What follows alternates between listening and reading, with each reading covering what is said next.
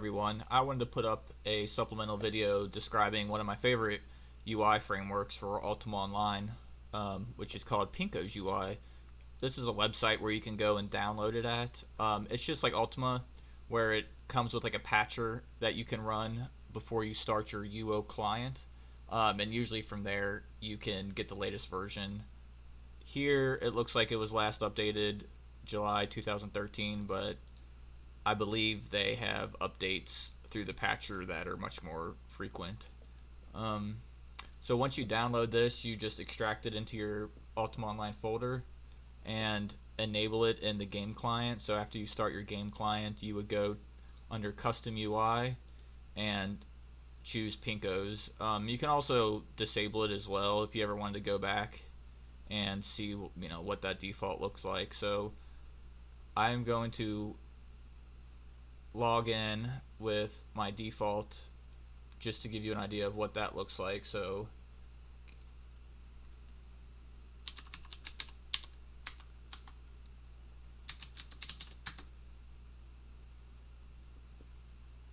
I'm just going to log in on this other screen.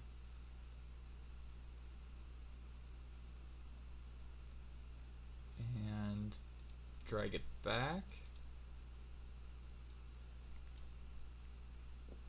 Alright, so you can get a basic idea of what the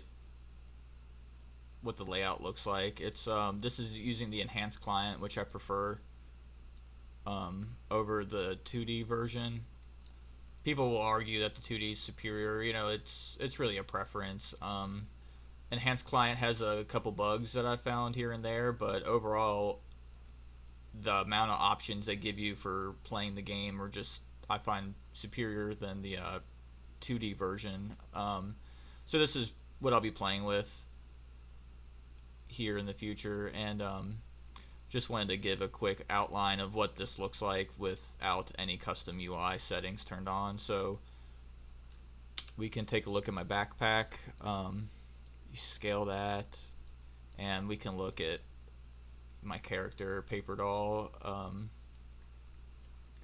So you can fly around. Yeah, it's basically just the UI we're looking at. The game client, everything remains the same. It's just these types of options that we're going to be adjusting. So I'm going to log out and enable Pinko's, and we can check out the difference already. So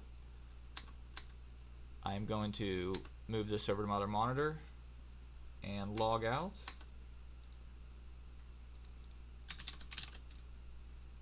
I'm going to enable my custom UI, Pinko's custom UI that I showed earlier, and I'm going to log back in.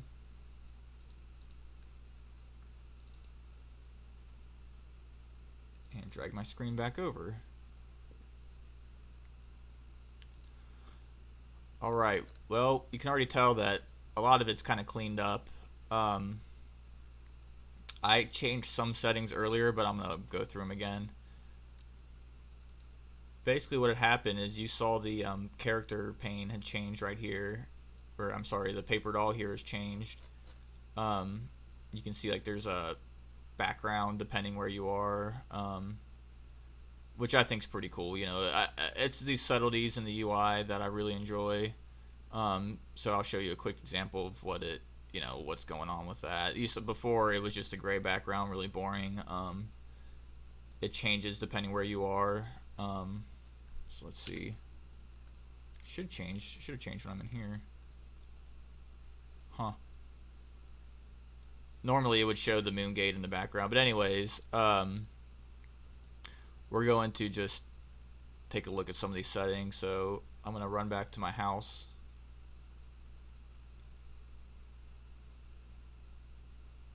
And show you what makes this UI a lot of fun to play with.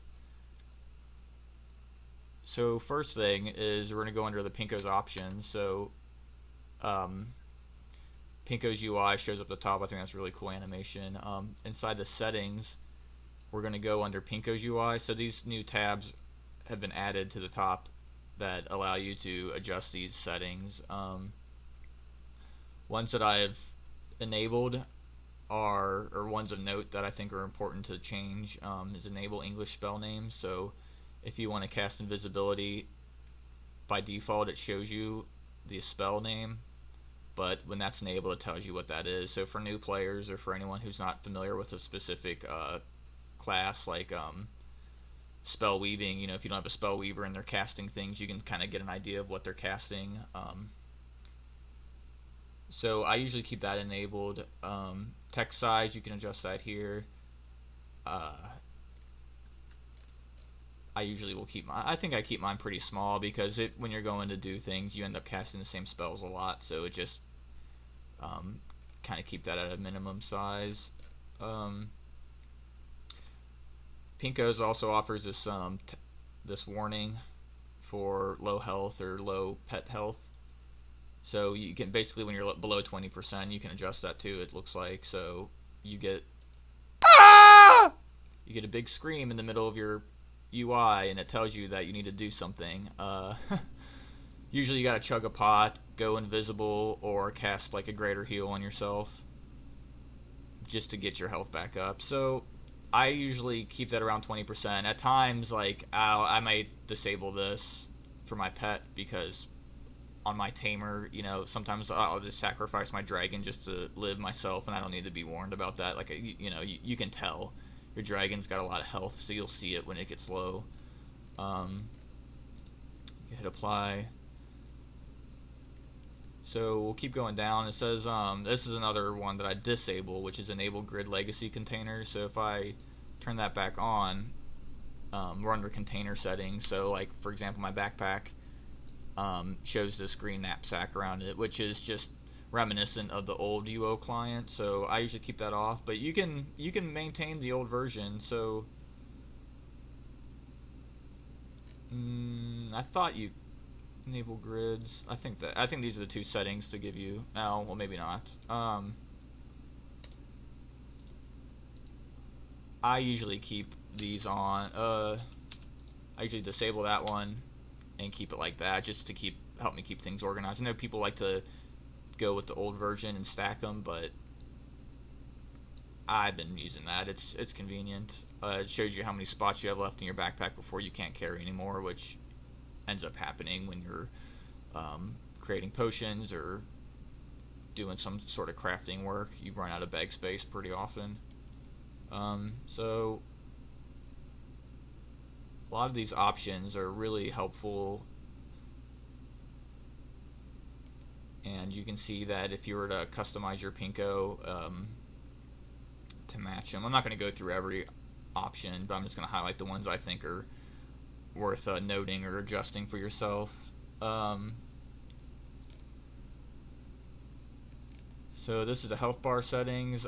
This is the enable health bar old close style, which I think is really cool. So usually when you go to target a creature, or if you have a bunch of them around, you want to just drag off their health bars so that you can see what it is. So when you start doing damage to them, you can watch it drop. Normally, you would have to, I think you have to hold X and click in order to like remove this pane. This option enables you to right click to close it. So without that enabled, let's see, I can't right click and close it. So that's really useful, just to keeping your screen clean when you're fighting monsters out there. So if we keep going down, I don't enable Diablo 2 health bar styles. I think that's kind of annoying, but you can see what it looks like. We're not playing Diablo, so I just keep those disabled.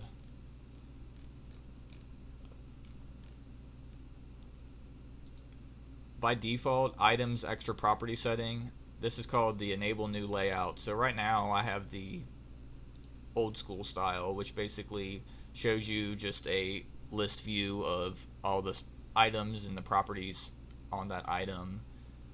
The new layout does the same thing, but it makes it a lot more, takes up a lot more space. So that's why I don't keep that enabled. I like to keep it just itemized. I'm used to looking at it. I know where to look.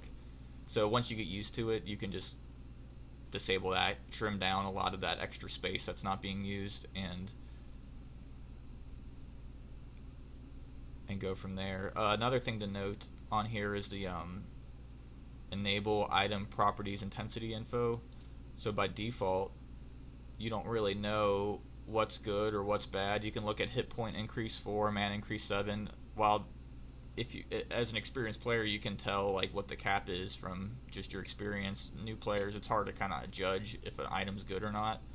So this basically just helps you identify what's near the max out range and or near the cap. So that gives you an idea of how good that item is. Usually you want your items capped out. That way you can maximize that armor piece. So it really helps you just get a quick view of how good an item is, especially if you're looting monsters and you want to just hover over things real fast to identify what you're looking for. It really helps out for that. So if we keep scrolling down, under other settings, one option that I really like to play around with, which is the enable scale mode. And this is where I think a lot of the power of this UI comes into play, because the scale mode allows you to move an item around, and I use my middle wheel to increase or decrease the size. So my backpack, I end up keeping it like down here, and I usually will keep it kind of big and then just shorten it up a little bit. I'll keep it around there, and that's the scale mode. So it lets you, I think by default this thing's like really massive, so I usually just shorten that up and tuck away my paper doll up here. My map, I usually will keep this, I know the maps pretty well, but it's always nice to being able to get a quick view, so I'll keep that large just so that everyone can see that. My user, I usually try and keep this a little bit bigger than normal, just so I can have a really good idea of how much health I have. I try and keep my stats centered in the screen to give me just a feel for where I am. So that's not perfectly centered, so I'll move it over. But you can tell that with all this extra space over here that it's pushed over to the left, so it's not going to be centered in your monitor. So I will move that there. These are your slots for negative effects, and these are positive effects. So if you're invisible, it tells you what the duration of your invisibility is. So you can see 2M, okay, we're less than or greater than 1 minute. So that gives you just an idea of how long you have until your heals or your invisibility are going to stay active. So I'll move that over there.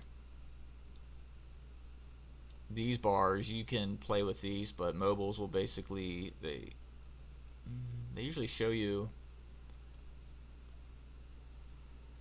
creatures or items that are around. So if you can't see them like right immediately, the mobiles will usually tell you where they are on the screen, just if you can't see them, which is helpful. But if you'll see that there's times when there's like 30 things on the screen and this mobiles just gets really lagged down, so I usually keep it hidden.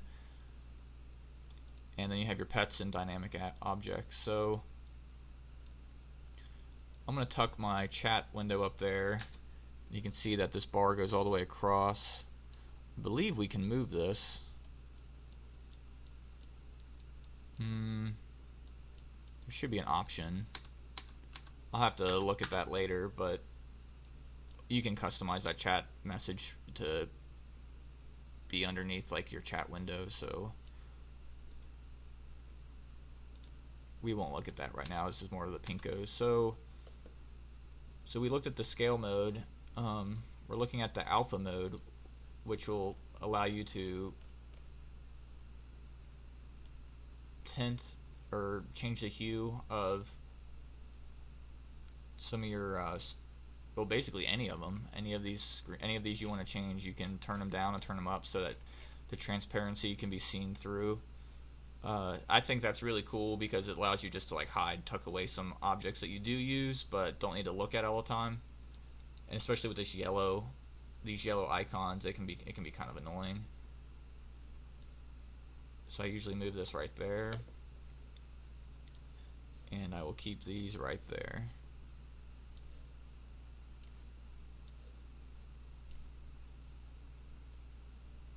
So under scale mode, I'm going to go back and turn these down just a little bit. So I'm going to just click on them, or middle wheel click down, and they just get a little smaller. One thing to note is that you can't keep these both enabled at the same time, because I think it's just, yeah, alpha will overwrite the scale mode, so you have to do either or with these. So I'm going to keep alpha enabled right now. Window snap can be annoying, especially if you're trying to drag things around. It tries to snap it. You see how it tries to catch that corner. That's nice sometimes, but if you're trying to really get a precise change of your UI, then you can disable that. Other than that, that's really the basics of it. It allows you to really, with this Pinko's UI, really lets you just move any object around and customize your settings to however you want.